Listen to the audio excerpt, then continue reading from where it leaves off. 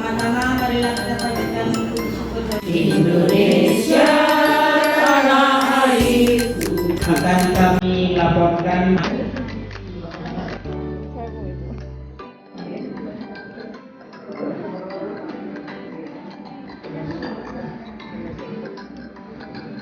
laporan keuangan pada bulan November. Mohon nanti penjelasan dari Ibu Ketua bulan depan menjadi Dana sosial yang disampaikan. Waalaikumsalam warahmatullahi wabarakatuh. Selamat pagi, salam sejahtera untuk kita semua. Bismillahirrahmanirrahim. Alhamdulillahirabbil alamin. Tentu kita selalu bersyukur kehadirat Allah Subhanahu wa taala yang mana kita masih diberi kesehatan. Tentu mengucapkan alhamdulillah rabbil alamin. Mudah-mudahan keluarga kita semua akan menjadi keluarga yang barokah. Keluarga yang barokah itu tentu tambahnya kebaikan. Semakin hari semakin tambahnya kebaikan. Kebaikan hidupnya bisa bermanfaat untuk sesama.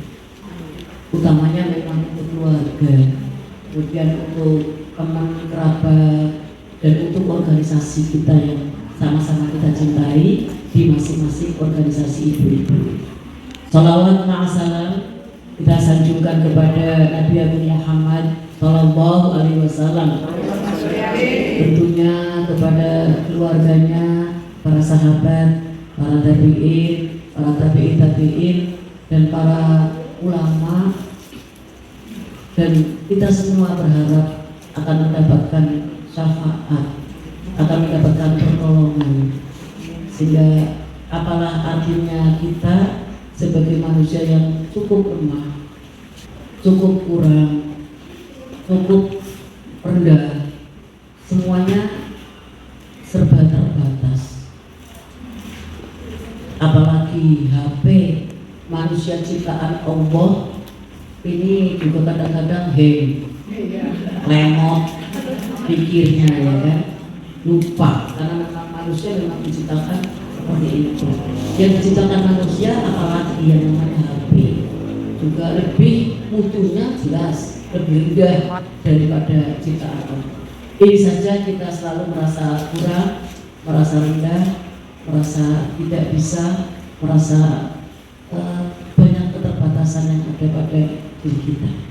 Dengan demikian maka hidup kita insya Allah dari hari ke hari akan ada manfaat untuk kita dan juga bisa bermanfaat untuk orang lain. Allahumma amin ya rabbal alamin. Jadi memang dalam kehidupan bermasyarakat kadang-kadang seperti itu. Jadi ada kalanya kita jadi bos, ada kalanya kita jadi tukang sapu dan sebagainya. Itulah hidup itu. Sehingga hidup ini tidak boleh bersombong ria, karena memang Allah sudah mengatur sedemikian rupa. Jadi apa yang akan kalian sombongkan sekarang jadi pejabat 1, 2, 3 ke depan, baik minggu, bulan, tahun akan gantian. Karena hakikatnya hidup ini adalah semua bergantian. Semuanya berganti. Tidak ada yang sifatnya abadi. Yang abadi hanya milik Allah Subhanahu wa ta'ala. Kadang-kadang kalau di tahun politik banyak dendam di antara kita. Dendam itu sumak.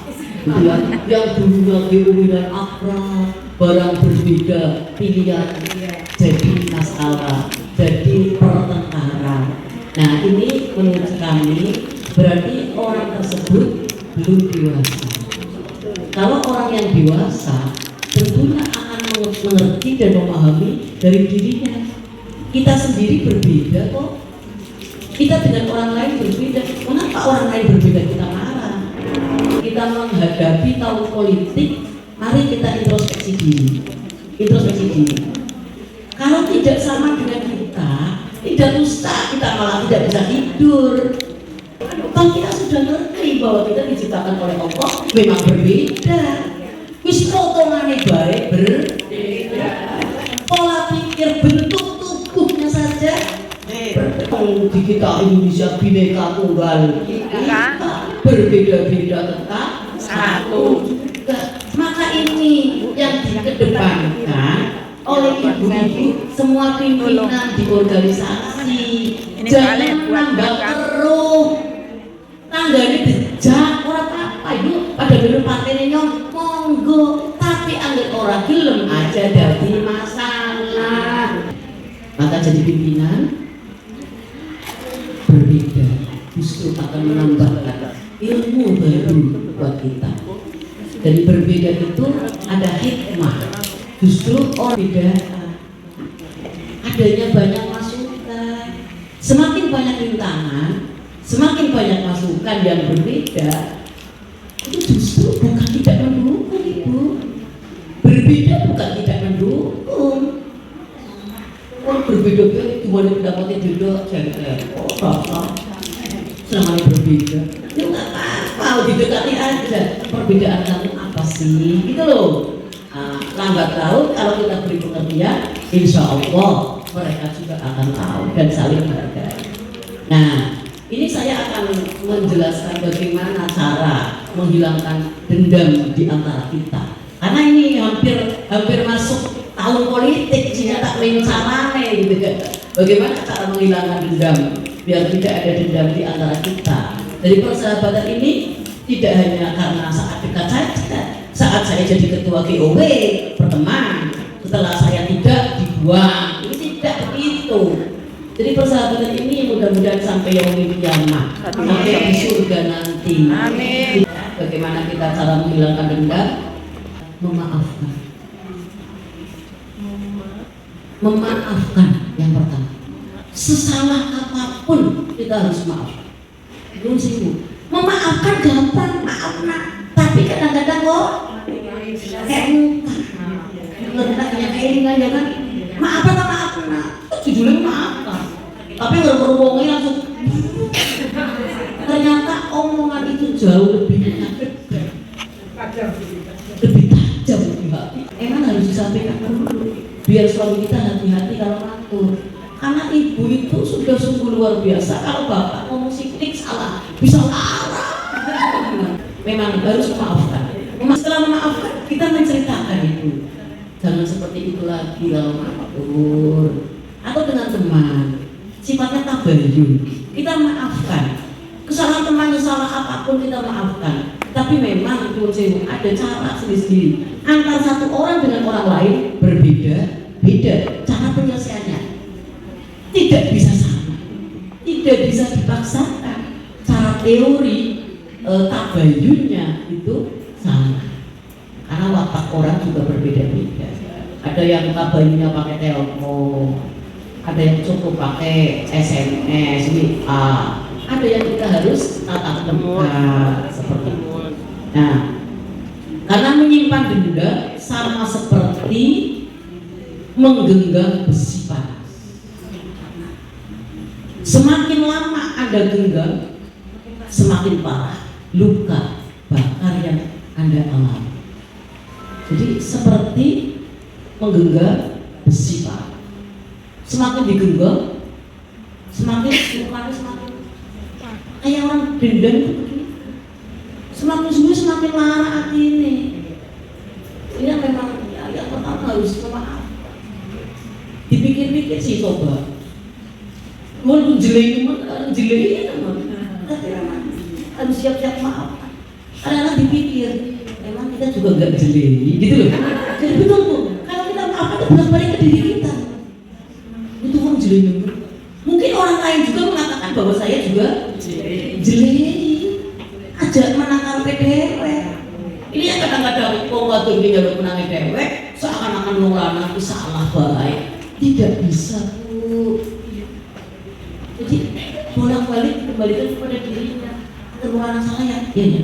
Misalnya ya, itu ya balik lah. Diri kita kembali. Kita sudah berdoa ya, kita sudah cantik ya, kita sudah berusaha ini ya, orang lainnya. Nah ternyata harus bahasa-bahasa yang baru. Pengarangnya nggak ngomongin halus kan, budek. Nah, aku nggak makan yang gede, pendeliti mah. harus dengan bahasa-bahasa yang keibuan. Duduk, kita berdoa, minta ngomong si halus. Orang usul sikil aja terang. Saya mengapa ini fakta. Faktanya saya banyak yang memang memberikan masukan dan tak beri contoh, tak beri tips bagaimana teknik untuk mengeluhkan anak orang laki-laki mana. Judulnya itu ini bocil, alhamdulillah bocil aku saya ini sering kayak koreng. Yang kedua, Ibu, terima apa yang sudah terjadi. Terima apa yang sudah terjadi. Semakin tua, semakin merasakan betapa dahsyat kehidupan yang kita alami ini adalah semua adalah cobaan. Di balik cobaan ada hikmah. Apa sih operasi? Belum melakukan kami jebule, bukan sih operasi apa itu? Kakek nemen berdiri, bong walaupun hilang siji. Pilih si bong karena melihat teman yang lain yang lebih parah, jauh lebih parahnya. Itu mulainya kalau kita lihat dunia, lihat yang jangan melihat yang lebih hebat. Yang ketiga, ambil hikmah. Apa yang menjadi kita dendam? Kadang-kadang orang itu memang kalau ngomong sembarangan ya, ngomongin keluarga kita, ngomongin harta kita, ngomongin badan kita, itu ngomongnya sembarangan. Jika kita sakit hati, tapi menurut saya sebenarnya ada hikmah, cobaan yang diberikan Allah kepada kita. Semua cobaan ada hikmahnya. Paling tidak hikmahnya jika kita sabar akan mengurangi dosa kita. Dan kalau kita tidak membalas dengan kejelekan yang sama, orang itu nanti lambat laun Allah akan memberitahu bahwa kalau kita tidak membalas dengan kejelekan, kita membalas dengan kebaikan, saya yakin orang lain nanti akan tahu mana yang baik dan mana yang jelek. Dengan hukum alam. Jadi kalau ada orang yang tidak baik dengan kita, jangan kita balas yang sama. Kita balas jauh yang lebih baik. Balasannya apa? Lebih baik pertama diam, kemudian kita balas. Kalau pintar beli duit yo, juga dikirim. Dipangan apa? Dipangan kita jajan apa? Ada orang yang marah, orang yang kita bawa. Kita silaturahim. Pasti nanti ngomongnya beda Bu, di silaturahim ini. Yang keempat adalah ungkapkan perasaan kita, diungkapkan. Ya. Kemudian bujune gue terus kita larang. Kita ngomong. Kapan saatnya lagi duduk, habis makan, duduk, kita nyendek dong, kita nyendek. Duh, kalau depan-depan ngomong tambah diplototi. Jadi ya ini kan teknik ya Bu. Teknik. Wis tuwa ya apa-apa kau nyendek kan bermakan kan, nanti nyendek gini. Bah, apa sayang, apa papi, apa itu kan jangan bercerita, nyendek gitu loh. Ini kan gitu nyendek, kita nyendek. Sebenarnya itu ngomong jangan adep-adepan. Ngomong itu jangan adep-adepan, kalau adep-adepan ngomong apa-apa. Jadi kita nyendek, loh nyendeknya begitu. Kita nyendek, kita ngomong sebenarnya apa? Ya tangannya korong cetil. Korong sebenarnya apa? Saya itu niatnya kayak gini. Saya kepingin, kan aku udah lama aku pengen mendapatkan kebahagiaan, coba aneh gitu ya. Ya paling gaya di akhir umur kita, panjangan juga umur yang pada baik tua. Bahasa nyende dengan bahasa itu, Ibu, betul. Ini ilmu yang memang harus jadi bagaimana tubuh untuk berbicara di hadapan pasangannya saja agar pada baik orang mendidik itu jadi. Nah kalau dengan teman yang lain gimana kalau temannya aku cek dan sebagainya? Ya sudah kita tabayun, kita duduk seperti ini. Aslinya saya kemarin tuh seperti ini loh. Sebenarnya saya bukan masalah, tapi jangan depan-depan. Kalau tabayun dengan teman depan-depan itu nanti ada. Kalau meja-meja itu orang-orang. Ya kan benar ya. Yang penting kita tabayun. Sebenarnya saya itu ini loh mau ngomong ini, tapi karena agak keliru dan sebagainya. Oh, kayaknya meja-meja kok. Ya saya kan nggak tahu. Yang dosa dia. Gitu. Dia kan menjem apa? Saya juga tidak tahu. Aku lagi cerita mengungkapkan. Ini caranya tuh. Jadi cara bahasa tubuhnya kita, bagaimana agar kita tidak ada dendam di antara kita. Tabayun, klarifikasi baik, anak tekniknya. Orang tak mana, assalamualaikum, kita doang tempe. Gak gitu, udah duduk. Waduh, saya duduk di sini. Ini waduh mas, mohon maaf ya mbak, saya di sini. Mohon maaf, bagian saya ini seperti ini. Supaya saya ngomong seperti ini. Oh negara kan masih penjak-penjak, yo biar. Yang penting kita sudah mengungkapkan perasaan aslinya seperti itu. Ngoten Bu, ini ilmunya diberikan kepada anak panjenengan. Karena anak-anak kita pun tidak akan terlepas dari permasalahan itu. Semuanya. Jadi kalau ada orang yang katanya nggak ada masalah, itu bukan manusia. Karena memang manusia itu memang menghadapi masalah. Paling terakhir, pahami sudut pandang mereka. Karena kadang-kadang kalau saya ngomong A, itu tafsirannya berbeda. Jadi oh ya bener ya memang SD ora lulus ya. Kalau ngomong jadi ceplak-ceplok ngomong. Memang ternyata pendidikan itu akan membawa perbedaan mindset kita berpikir. Kita harus memahami sudut pandang mereka. Oh ya bener ya. Wong nang keluarga lebihnya baik, ya bener. Oh bener, bojone apik, keluarganya apik, jadi ngomongnya kayak gitu baik. Duduk di pinggir saya, itu orang tua itu ngomong, Allah Gunawan ngomong apa bahasa Cina? Ini nyata wis pengalaman. Ini ada yang seperti itu, terus kita marah. Jadi karena memang sama mono-mono ilmu yang ada pada dirinya itu menganggap bahwa orang tua itu jauh lebih pengalaman. Iya, pengalaman dalam kehidupan, tapi pengalaman dalam keilmuan ini loh Bu. Jadi mulanya kita itu harus menghargai orang itu. Membuat karuan yang itu menang dewek rewel, yang kita harus bisa memahami. Oh ternyata orang itu ya harus digawe orang yang pergi dia banyak loh siap ngomong. Terima kasih atas atensi ibu-ibu semuanya. Mudah-mudahan kita semua akan dicatat ya sebagai ibadah. Kurang lebihnya mohon maaf.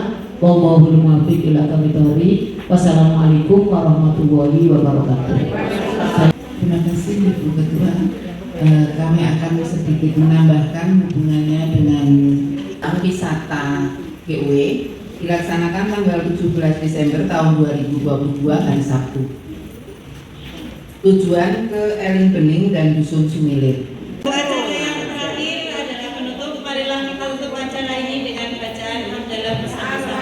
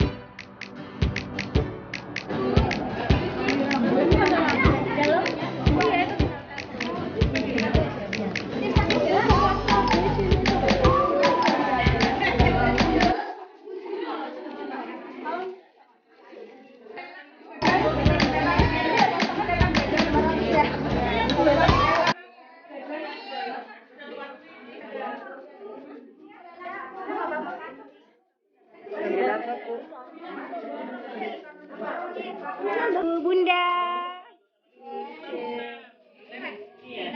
Ini beli apa? Beli gelang. Bunda beli apa Bunda? Lagi milih-milih bros Bunda. Ada gelang.